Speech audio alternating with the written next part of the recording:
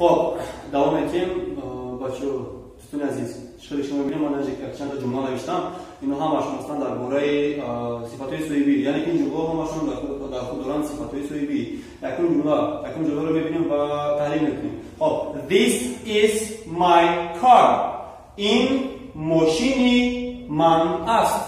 خب از من است یعنی که چی از من است؟ ماشین از من است.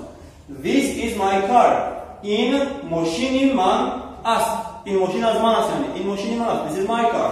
دویم جمله She is your girlfriend. She is your girlfriend. خب girlfriend میشه که عروس یعنی که دوست دختر. خب she is your girlfriend.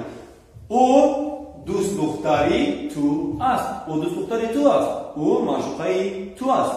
خب سوم جمله ما هست You are our teacher. You are our teacher. شما معلمی ما هستید. our میشه از ما teacher معلم یا جمع میکنیم معلمی ما. شما معلمی ما هستید. خب بعد از این اومده است their میشه که از آنها. Their names are Ali and Umar. Their names are Ali and Umar. یعنی که نامهای آنها هستند علی و عمر. نامهای آنها هستند علی و عمر. Next, his car, his از او. His car is expensive. Expensive میشه که قیمت. His car is expensive. ماشین او قیمت یعنی که قیمت بها است. ماشین او قیمت بها است. خب دیگرش می‌رویم her. خب her میشه که از او دختر. Her hair موی او دختر موی سری او دختر. Her hair is black. Her hair is black. خب موی او سیاه است یعنی که موی سری او سیاه است. Her hair is black. خب بعد دوام می‌رویم این جمله رو چی داریم درباره it و its. I have a dog. I have a dog. من یک سگ دارم. I have a dog. خب در اینجا چی داریم its میشه که از او از این از آن از چی از سگ. I have a dog. Its name is Jack. Its name is Jack. من سگ دارم. من یک سگ دارم. خب نامی او جک است.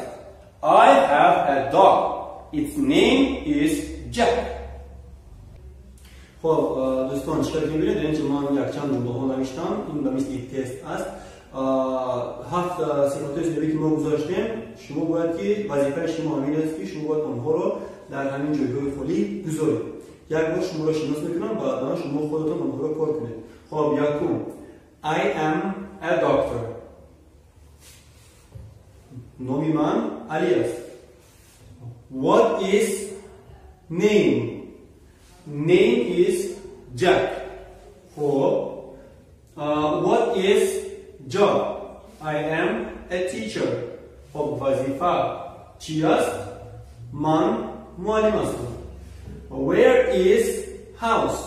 خانه در کجاست؟ خانه کی؟ این وظیفه شماست. House is in Borbad.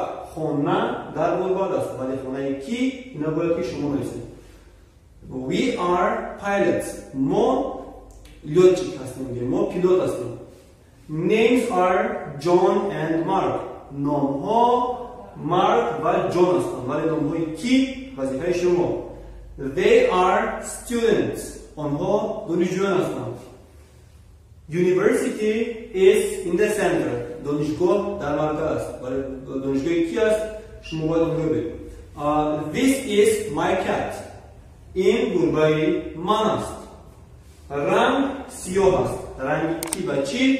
اینم وظیفه شما.